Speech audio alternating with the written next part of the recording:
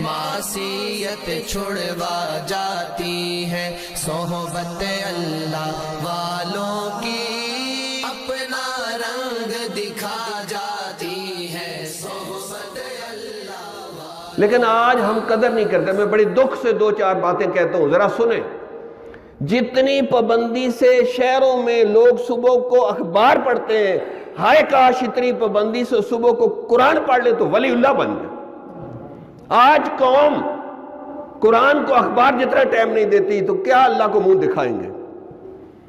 جتنی پابندی سے ہم لوگوں کے میسج پڑھتے ہیں موبائل کے اوپر، 100 200 میسج پڑھتے ہیں، اتنی پابندی سے اللہ کا میسج قرآن پڑھ لے تو اللہ آپ کو اپنا محبوب بنا لے گا۔ ان فی ھذا لبلاغا لقوم عابدین، بے شک اس قرآن میں خدا پرستوں کے لیے میسیجز ہیں، اللہ نے یہ میسج بنا کے بھیجا ہے، لیکن ہمیں فرصت ہی نہیں ہے جی۔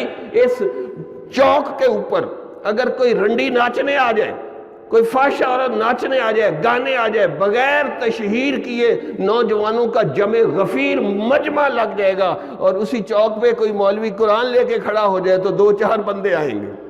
ہائے ہائے ہائے، کیا ہم نے قرآن کو ایک گانے جتنی بھی نہ اہمیت دی؟ پھر ذلیل و خوار کیوں ہو رہے؟ اس لیے ہو رہے ہیں۔ اللہ اکبر کبیرہ۔ تو اللہ بھی بڑی غیرت والے ہیں کہ جب آپ قرآن کو چھوڑ دیں، بھائی اگر تو آپ کی کمر درد ہے، بخار ہے، بیمار ہے، پھر تو اوٹ لگا کے بیٹھے، اگر صحت مند آگے آ کے بیٹھے۔ یہ کوئی شادی پہ نہیں آئے ہوئے، اللہ کے گھر میں آئے ہیں۔ بیمار کو تو اجازت ہوتی ہے، جوانے اس زمانے میں جوان یار اوٹ لگا کے بیٹھتے۔ میں ہر مسجد میں جاتا ہوں، پہلے یہ اوٹ لگانے والوں کو میں آگے بلاتا ہوں۔ ایسے کوئی قرآن سمجھ آئے گا؟ طلب کے ساتھ، توجہ کے ساتھ، شوق کے ساتھ بیٹھیں گے، قرآن سمجھ آئے گا۔ اللہ غیرت والا ہے تو قرآن بھی غیرت والا ہے۔ اللہ اکبر۔ ہمارے حضرت مولانا پیر ذوالفقار احمد امریکہ میں گئے، وہاں تو پیٹ بھرے ہوئے مال پیسے والے، ڈالر کھانے والے لوگ، اب سارے مسجد کے دیواروں کے ساتھ بیٹھ گئے، سامنے کوئی بھی نہیں۔ تو حضرت نے پھر ماشاءاللہ کہا قرآن والوں، قرآن بیان کرنے والے کا بھی حق ہے یہ حق اور سچ بیان کرے۔ حضرت نے فرمایا تمہاری ماں تجھے روئے، تم نے اپنا ملک چھوڑا ڈالروں اور پیسے کی خاطر، اور ادب اور تمیز بھی چھوڑ دی ہے۔ پاؤں پھیلائے ہوئے، جی حضرت ہمیں آواز آ رہی ہے۔ فرمایا بندے کے پتر بن کے سارے سامنے آ کے بیٹھو۔ سب کو سامنے بٹھایا اور پھر 2 گھنٹے جو قرآن سنایا ان کو رلا دیا۔ آج ہم بدتمیزی کرتے ہیں مسجد میں بھی آ کے۔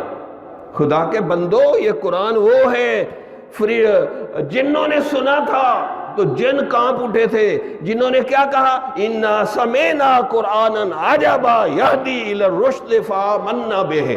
جنہوں نے سنا تھا نبی کا قرآن، پھر اس کو اللہ نے وحی بنا کے بھیجا قرآن میں کہ بے شک ہم نے ایک عجیب و غریب قرآن سنا ہے جی، جو ہدایت کی رہنمائی کرتا ہے۔ ہم قرآن سن کے ایمان لے آئے۔ اللہ اکبر کبیرہ۔ یاد رکھیں، جب تک آپ کسی چیز کی عظمت اور قدر دل میں نہیں بٹھائیں گے، اس کا فیض، اس کا نور، اس کی حقیقت آپ کے اندر نہیں آ سکتی۔ آپ اپنے باپ کی بے ادبی کریں، ناقدری کریں، نافرمانی کریں، کیا باپ سے آپ کو فائدہ ہو سکتا ہے؟ اس کی بددعائیں لگیں گی، آپ دنیا میں ذلیل و خوار ہو جائیں گے۔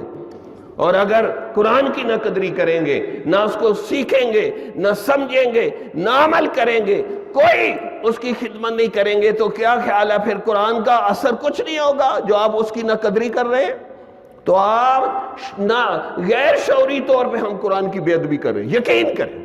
جمال الوجود بذكر الإله وتصفو الحياة بنور